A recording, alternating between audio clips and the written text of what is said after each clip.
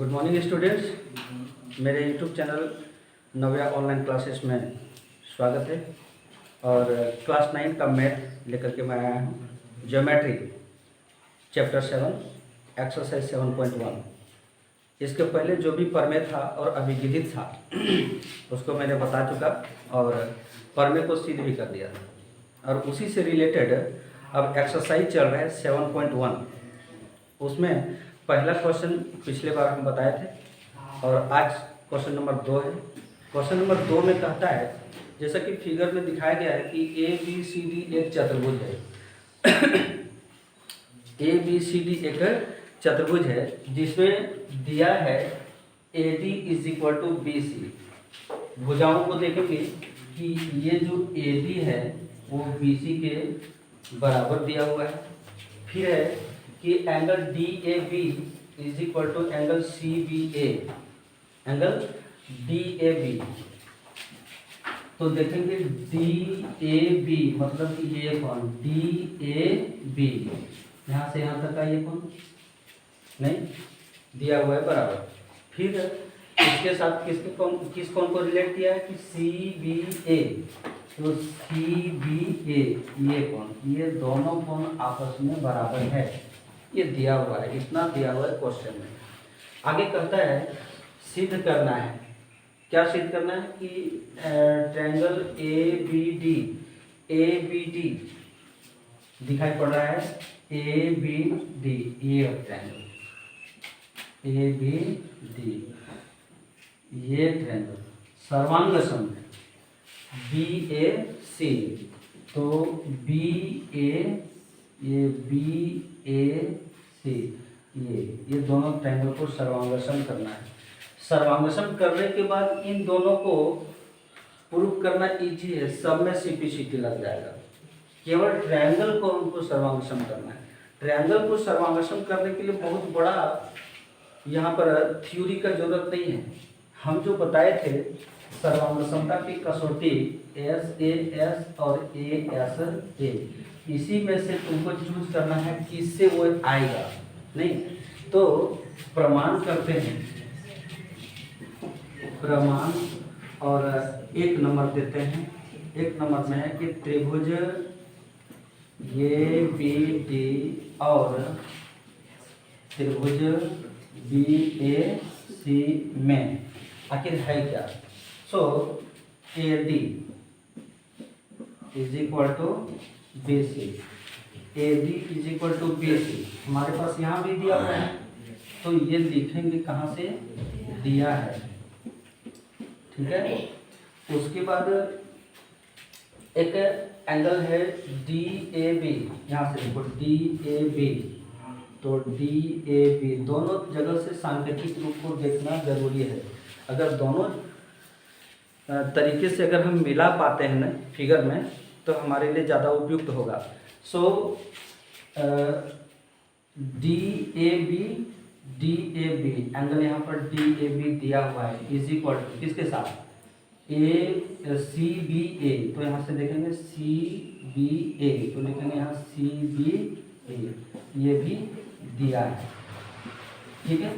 अब एक और भुजा हमको यहाँ पर चूज करना है। तो फिगर के अनुसार जब ए बी डी त्रिभुज हम बोल रहे हैं और फिर बी ए सी त्रिभुज बोल रहे हैं, तो ये जो ए बी भुजा है वो दोनों त्रिभुज में कॉमन आ रहा है या नहीं आ रहा है, उभयनिष्ठ है ना।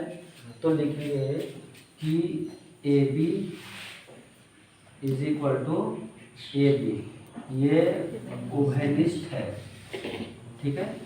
तो यहाँ पर क्या हो गया कि इस त्रिभुज में एक भुजा और ये भुजा और इन दोनों भुजाओं के अंतर्गत कौन ये। फिर उसी प्रकार इस त्रिभुज के लिए ये भुजा ए बी और एक बी सी और उसके अंतर्गत कौन बी। नहीं तो दो भुजा और उसके बीच का कौन बन जा रहा है एस ए एस से। एस ए एस से त्रिभुज ए बी डी सर्वांगसम त्रिभुज बी ए सी, ये तो सर्वांगसम हो गया, ठीक है। अब यहीं पर हमारा दूसरा भी आ जाएगा, दूसरा प्रूफ करना है B D is equal to A C, तो यहाँ से बी डी उठा लो, और बी डी जब यहाँ से उठा तो यहाँ से क्या उठाएंगे ए सी, तो ए सी करो कहाँ से C P C T corresponding part of congruent triangle, full form याद रखोगे तुम लोग।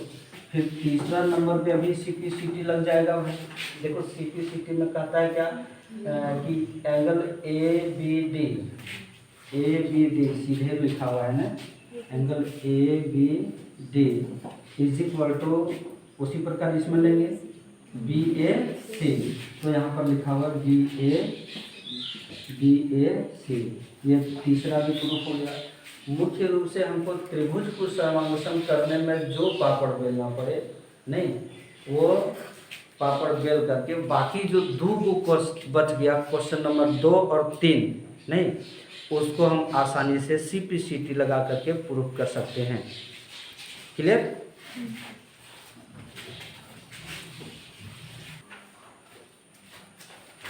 क्वेश्चन नंबर 5 में कहता है कि दिए गए चित्रानुसार, चित्र तो बोर्ड पर बना हुआ है ना, चित्रानुसार ये जो रेखा L है कोण A का समद्विभाजक है, मतलब दो बराबर भागों में उसको विभाजित किया जा रहा है। रेखा L के द्वारा कोण A को दो बराबर भागों में बांटा गया है। निश्चित रूप से इसका ये पार्ट और इसका ये पार्ट ये दोनों बराबर है। साथ ही फिगर में जो दिखाया गया है उसमें BP लंब AP, ये BP इसको बोलेंगे AP पर लंब है, मतलब यहाँ 90 डिग्री का एंगल बना रहा है। उसी प्रकार ये BQ AQ पर लंब है, यहाँ 90 डिग्री का एंगल बना रहा है। दिया हुआ है इतना ही। अब आगे जो प्रूफ करना है वो सिद्ध क्या करना है, बोर्ड पर लिखे हुए हैं कि APB triangle APB सर्वांगसम AQB, APB जब देखेंगे APB नीचे का ये ट्रायंगल और AQB ऊपर का ये दोनों ट्रायंगल को सर्वांगसम करना है। अगर ये दोनों ट्रायंगल को हम सर्वांगसम कर लेते हैं तो CPCT लगा करके BP और BQB बराबर कर देंगे। तो चले अब पहला नंबर कहता है कि त्रिभुज APB और त्रिभुज AQB में ध्यान देते हैं कि हम कौन सा कसौटी को लेकर के इसको सर्वांगसम करते हैं। सो निश्चित रूप से कि इन दोनों त्रिभुज में angle APB is equal to angle AQB बराबर है या नहीं, 90 डिग्री, ठीक है। फिर इसमें से PAB या BAP कर सकते हैं, तो BAP इज इक्वल टू उसी तरह इसी ऑर्डर में लिखेंगे तो BAQ फिगर में लिखते हैं BAP, तो BAP मतलब ये कोण, फिर BAQ मतलब ये कोण, ये दोनों कोण आपस में क्यों बराबर है, क्योंकि दिया है फिगर में ही लिखे हुए कि रेखा L कोण A का समद्विभाजक है, तो इसको हम लिख देंगे दिया है। क्लियर? अब एक और चाहिए हमको भुजा, नहीं कौन, तो जैसे सर्वांगसम करने के लिए ए कोई कसौटी नहीं है, बल्कि S है, ए कोई कसौटी नहीं है। हाँ, S हो सकता है, A हो सकता है और AS भी हो सकता है। जैसे कि यहाँ पर दो एंगल दिखाया है, अब ये जो भुजा AB है वो दोनों ट्रायंगल में AB is equal to AB, ये हो गया ओवलिस, ठीक है। तो AAS उस दिन बताया था कि ऐसा कर सकते हैं, क्योंकि दो त्रिभुज में से अगर दो कोण बराबर हो जाते हैं, जैसे ये कोण और ये कोण बराबर है, फिर ये कोण और ये कोण बराबर है, तो इन दोनों त्रिभुज में जो तीसरा कोण बच गया वो स्वतः आपस में बराबर हो जाएगा, इसीलिए इसको ए एस भी बोल सकते हैं। जब शेष कोण अगर उस ऑर्डर में लिखेंगे कि ए एस ए लिखेंगे तो फिर हमको यहाँ लिखना पड़ेगा कि शेष कोण ये और इसका शेष कोण ये दोनों आपस में बराबर, फिर ये दो कोण और ये दो कोण उसके अंतर्गत भुजा ये भी उभयनिष्ठ है, तो फिर वो ए ऐसे ही आ जाएगा, है कि नहीं। इसलिए इसको हम सीधे ए एस से त्रिभुज ए पी बी सर्वांग सम त्रिभुज ए क्यू बी कर सकते हैं, और ये प्रूफ हो गया हमारा।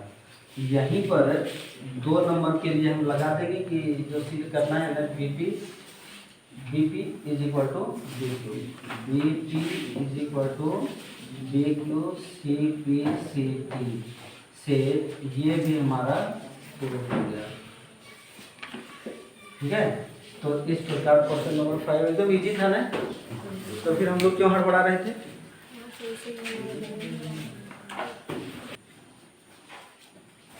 क्वेश्चन नंबर 6 में क्या कहता है, इसमें भी चित्र के अनुसार हमको काम करना है। चित्र में दिखाया गया है, जैसा चित्र है उस प्रकार हम लिखे हैं कि दिए गए चित्र में ए सी is equal to A C और ए ये दोनों भुजा आपस में बराबर है। उसी प्रकार A B is equal to A D, ये सिंगल डॉट इसमें दिखाए हैं और ये सिंगल डॉट कहने का मतलब ये दोनों भुजा आपस में बराबर है। डबल डॉट वाले दोनों भुजा आपस में बराबर है, ये सिंगल डॉट और डबल डॉट यही इंडिकेट करता है भुजाओं को किसके साथ हम बराबर किए हैं ना, सूचित करता है। तो यहाँ पर दिया हुआ है कि ये C is equal to A और A B is equal to A D. फिर आगे कहता है कि B A D angle B A D, B A D मतलब ये एंगल, और एंगल ई ए सी यहाँ से खोजते हैं ई ए सी, तो ये दोनों एंगल इक्वल है, ये बराबर है। प्रूफ करना है B C is equal to D E, B C कहाँ पर खोज के रखे हैं, ये भुजा, और डी ई को ये भुजा, ये बराबर, इसको थोड़ा सा डबल लाइन भुजा है ना, को बराबर दिखाना है, ये भुजा को बराबर दिखाना है। इसके लिए हम फिर से ट्रायंगल को उठाएंगे, ट्रायंगल को सर्वमिश्रण करेंगे और फिर उसमें सिंप्लिसिटी लगाएंगे, नहीं तो प्रमाण करते हैं और एक त्रिभुज देते हैं ए बी सी, और एक अन्य त्रिभुज ले लो ए डी ई में। इन दोनों त्रिभुज में देखते हैं कि ए बी भुजा ए डी भुजा के बराबर है, ए बी ए डी के बराबर है, ये दिया है। फिगर में भी देखना चाहिए कि A B is equal to A D, नहीं फिर है कि angle B A D is equal to angle E A C, ये भी दिया है।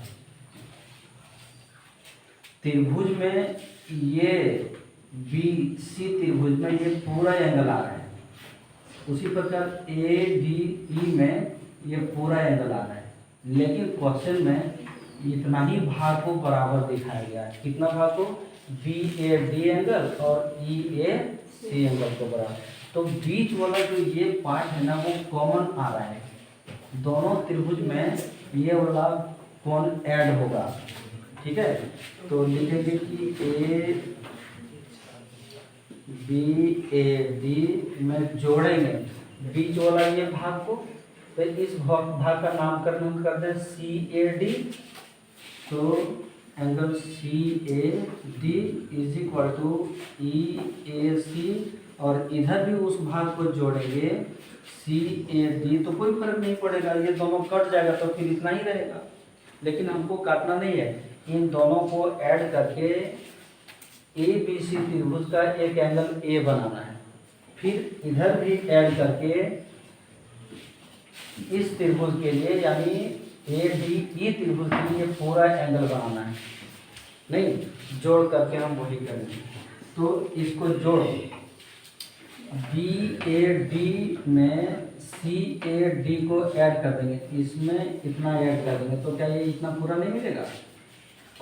मिलेगा नहीं मिलेगा? तो यहाँ पर लिखेंगे BAC। उसी प्रकार इस एंगल में अगर हम इस एंगल को ऐड कर देंगे तो ये पूरा एंगल मिलेगा ना, तो इसका नाम कर देंगे DAE, एंगल DAE बराबर हो गया।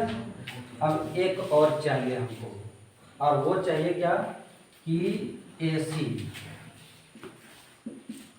भुजा AC इज इक्वल टू, एक और भुजा हमको चाहिए, यहाँ से देखेंगे AC तो यहाँ AE, ये भी दिया है क्वेश्चन में। तो क्या हो गया, AS यानी SAS से ट्रायंगल ABC सर्वांग सम, यहाँ लिखा जाता है ना, सर्वांगसम ADE। जब ये सर्वांगसम हो गया तो यहाँ पर CPCT लगा देंगे, जो प्रूफ करना है BC और DE। इसलिए BC is equal to DE CPCT से ये क्या हो गया, प्रूफ हो गया। ओके।